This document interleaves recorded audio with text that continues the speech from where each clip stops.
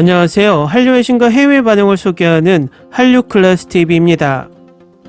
오늘은 그래미 어워드가 개최됐지만 올해는 K-POP 가수들이 후보에 오르지 않았고 넷플릭스의 K-드라마 1위는 없었다는 내용으로 미국의 K-콘텐츠 견제에 대한 이야기를 해보겠습니다. 5일 오전 10시 제66회 그래미 어워드가 미국 로스앤젤레스 크립토닷컴 에레나에서 열렸습니다. 엠넷은 이날 오전 10시부터 제66회 그래미 어워드를 독점 생중계했지만 K-POP 가수는 단 한 팀도 노미네이트 되거나 퍼포먼스 팀으로 참여하지 않았습니다. 그래미 어워드는 미국 최고권위 대중음악 시상식으로 통하며 미국 레코드 예술 과학 아카데미가 주최합니다. 방탄소년단이 지난 2019년 국내 아티스트 최초로 시상자 자격으로 초청받아 그래미 어워드를 방문, 이듬해부터 3년 연속 주요 부분 후보에 오르며 존재감을 빛냈으나 수상은 불발됐습니다. 매년 그래미 어워드와 특별한 인연을 자랑하며 K-팝의 이상을 드높여온 방탄소년단은 멤버들의 군 공백기 속 완전체 활동을 잠시 중단한 상태이지만 군 입대 전 발표한 솔로곡들이 글로벌 인기를 얻으며 해외 유수 차트에서 좋은 성적을 거둔 바 있습니다. 세븐 3D 등 발매 후 신드롬적 열풍과 함께 대세 글로벌 아티스트로 등극한 정국마저도 그래미 어워드의 높은 장벽을 극복하지 못해 아쉬움을 더합니다. 이외에도 블랙핑크, 스트레이키즈, 유진스 등 글로벌 인기 속 K-팝의 존재감을 보여준 아티스트들도 후보로 지명되지 못했습니다. 매년 미국의 빌보드 차트와 영국, 일본 차트에서도 좋은 성적을 거두고 있는 K-팝 가수들이 지금 그래미 어워드 시상식에 나온 미국 가수보다 더 인기가 없어서 노미네이트 되지 않았을까요?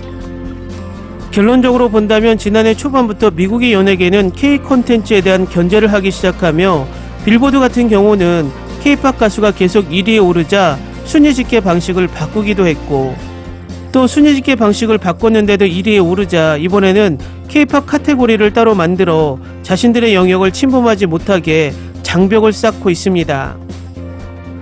아마도 이번에 그래미 어워드에서도 그런 흐름이 연속되는 것으로 보입니다. 이것은 얼마 전 올라온 뉴욕타임즈 기사를 보면 왜 미국이 K-콘텐츠를 견제하는지 바로 알 수 있습니다. 뉴욕타임즈는 지난 13일 넷플릭스가 세계 정복을 계획하는 방법, 한국 드라마 한 번에 한 편씩이란 제목으로 기사를 내고 넷플릭스의 한국 현지화 전략을 설명했습니다. 김인영 넷플릭스 아시아 콘텐츠 VP는 뉴욕타임즈에 한국에서 콘텐츠를 제작할 때는 한국인을 위한 콘텐츠가 되도록 할 것이라며 우리는 모든 것을 글로벌하게 만들려고 하지 않는다고 말합니다. 세계를 무대로 하지만 한국 대중을 타겟으로 한다는 걸 밝힌 것입니다. 테드 사란도스 넷플릭스 CEO도 지난달 방안에 가장 한국적인 게 가장 세계적인 것이라고 말합니다. 송혜교 주연의 더 글로리는 지난 1월 출시 직후 넷플릭스 TV 프로그램 부분 세계 5위를 기록했고 이성한 변호사 우영우는 54개국에서 주간 톱10 차트에 올랐습니다. 뉴욕타임즈는 지난해 넷플릭스 구독자 중 60%가 한국어 드라마나 영화를 시청했다고 말합니다. 넷플릭스는 국내 방송사들보다 더 많은 컨텐츠 제작 비용을 지원합니다. 그간 국내에서 보기 힘들었던 각종 블록버스터 영화 드라마 제작이 활발했던 이유입니다. 넷플릭스 진출 이후 컨텐츠 전반의 수준이 한 단계 업그레이드 됐다는 평가도 있습니다. 국내 제작사들은 넷플릭스의 전폭적인 마케팅 지원을 자주 언급합니다. 변승민 클라이맥스 대표는 지난달 기자간담회에서 한국에서 이루어지지 않았던 여러 오프라인 행사들, 이렇게 큰 물량과 기획을 할 수 있나 생각했습니다. 우리가 힘들게 만들었던 컨텐츠를 정성스럽게 전달하는구나 하고 낯설었지만 인상 깊었던 기억이라고 말합니다. 하지만 국내엔 넷플릭스의 적수가 없습니다. 다른 경쟁사들은 적자가 계속되고 투자 축소를 검토하는 등 휘청이고 있습니다. 웨이브의 영업손실은 2021년 558억 원, 2022년 1213억 원으로 해를 거듭할수록 적자 규모가 커지고 있습니다. 티빙의 영업손실 규모 역시 2021년 762억 원, 2022년 1191억 원입니다. 두 사업자 모두 지난해 영업손실 규모가 1000억 원을 넘어섰습니다. 디즈니 또한 한국 콘텐츠 틈을 전원 해고하고 국내 시장 철수 수순에 돌입했다는 소문이 흘러나오고 있습니다. 애플리케이션 분석 서비스 모바일 인덱스에 따르면 올해 2분기 넷플릭스의 월간 활성 사용자 수는 1100만 명이 넘었습니다. 1200만 명이 넘었던 1분기보다 조금 감소했지만 여전히 다른 OTT 플랫폼과 격차가 크고 5월 기준 티빙, 쿠팡플레이, 웨이브 등 국내 플랫폼 모두를 합쳐야 넷플릭스와 대등할 수 있습니다. 전문가들은 넷플릭스의 의존이 커질수록 콘텐츠 산업 전반이 무너질 수 있다고 우려합니다. 한국에서 경쟁력 있는 제작자들이 다 넷플릭스와 계약을 하게 되면 시장이 무너지는 것이고 유료 방송도 VOD가 안 팔리게 된다고 말합니다. 넷플릭스 등 OTT로 넘어가는 VOD 매출을 보면 증가분이 유료 방송 VOD 감소분을 상쇄하지 못합니다. 산업의 파이가 줄어드는 측면이 있는 것이라며 철저히 산업적으로는 극장에서 많은 사람들이 보고 순차적으로 내려오는 것이 좋습니다. 이런 식으로 산업이 망가지면 결국 이용자들 선택권도 줄어들게 되고 넷플릭스 의존성이 심화되는 것을 미디어 산업 관점에서 우려하는 이유라고 말합니다.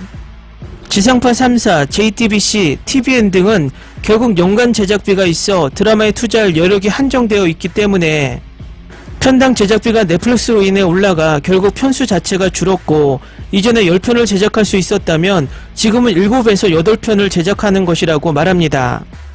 가장 큰 문제는 다양성이 사라진다는 것입니다. 한국 콘텐츠가 성공한 기반은 장르와 소재의 다양성 등이었는데 그 다양성이 보장되려면 다양한 곳에서 많은 드라마를 시험적으로 제작할 수 있는 환경이 되어야 합니다. 하지만 지금은 넷플릭스 아니면 없는 극단화된 시장이 되어버린 것입니다. 미국은 그야말로 세계 안방극장과 극장을 장악하면서 세계 어느 나라도 따라올 수 없는 문화 강국으로 제2차 세계대전 이후 몇십 년을 세계 시장을 장악하고 있습니다. 이런 상황이 2020년 코로나 팬데믹을 계기로 한국 영화 기생충, 드라마 오징어 게임이 엄청난 이슈를 낳으면서 세계를 떠들썩하게 만들었고 BTS와 블랙핑크, 이제는 뉴진스까지 팝 시장에서도 계속 인기를 유지하고 있는 것은 세계 누구도 이 사실을 부인할 수 없습니다. 급기야 미국의 강력한 영향력 하에 있던 유럽 콘텐츠 시장까지 장악하려 하자 처음에는 단발성으로 여기고 K-드라마와 K-팝을 미국 언론과 연예계에서 이용했지만 지금은 K-콘텐츠를 위협 세력으로 느끼는 듯합니다. 앞서 미국의 팝 시장도 이렇게 견제를 하지만 미국의 글로벌 OTT 또한 K-드라마 영화를 이용을 하되 키워주지 않겠다는 의지가 곳곳에 보입니다. 그 계기는 지난해 4월 시작된 할리우드 작가조합과 배우조합의 파업으로 촉발되었고 그들의 불만은 할리우드가 해외 콘텐츠에 투자하면서 자국의 콘텐츠 시장의 일자리가 빼앗기고 있다는 불만이었고 물론 그것은 할리우드 제작자들이 AI 시스템을 선호하면서 이젠 AI 대본이나 AI 배우들의 등장으로 일자리를 잃을까 하는 위협도 있지만 그것은 표면적인 것이고 실질적으로는 K 콘텐츠에 쏠리는 미국의 글로벌 OTT에 대한 항의가 큽니다. 결국 넷플릭스는 지난 6월부터 기존 넷플릭스 순위집계 방식을 미드와 일행에 유리한 회차 실행 시간이 짧은 콘텐츠에 유리한 방식으로 바꿨고 그 결과는 기존 순위집계 방식으로 1위를 했을 K-드라마들이 중위권에 머무는 현상이 지금 계속되고 있습니다. 이 순위집계 방식 때문에 손해를 본 K-드라마의 대표적인 예가 사냥개들, 킹더랜드, 마스크걸, 경성크리처, 마이데몬 등이 있습니다. 그래서 더 글로리 이후 전세계 장기적인 글로벌 1위 콘텐츠가 나오질 않고 있는 상황입니다. 만약 기존 순위집계 방식이었다면 더 글로리, 사냥개들, 마스크걸, 킹더랜드, 마이데몬으로 이어지는 K-드라마 글로벌 장기 1위 기록이 수립되었을 것입니다. 그리고 넷플릭스는 피지컬 100대만 해도 유럽의 프랑스와 영국 등에 적극적인 유튜브 예고편 홍보를 했지만 피지컬 100 신드롬 이후로는 유럽 쪽에는 K 콘텐츠 드라마, 영화, 쇼까지 새로운 콘텐츠에 대한 홍보가 전무합니다. 결국 이것은 기존 넷플릭스가 아시아 시장 장악력으로 K 콘텐츠를 이용하겠다는 초기의 마음으로 돌아간 것으로 보이며 더 이상 자신들이 미국 콘텐츠로 장악한 유럽 시장까지는 K 콘텐츠가 장악하는 것을 견제하는 듯 보입니다. 또 넷플릭스가 현재 진행 중인 K-드라마를 남미와 인도에 번역과 더빙을 핑계로 시간차 방영을 하는 것도 넷플릭스 순위 집계에 불리하게 작용하게 만듭니다.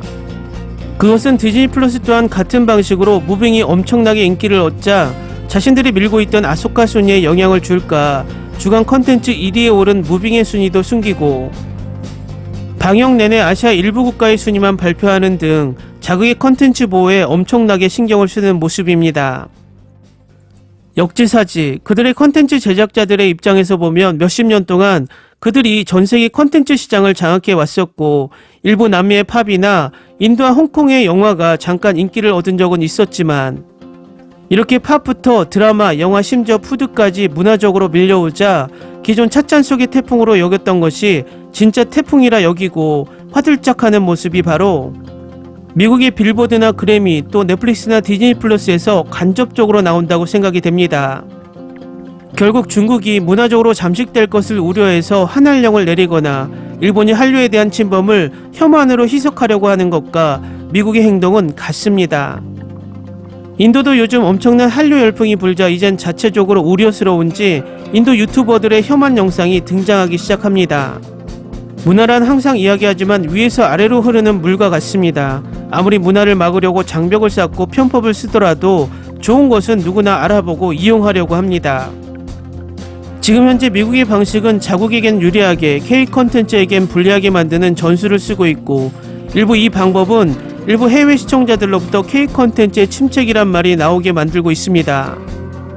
또 우리나라 일부 네티즌들도 이 미국의 가스라이팅에 당해서 똑같은 말을 하는 것을 보면 일부 이 작전은 성공하는 것으로 보입니다.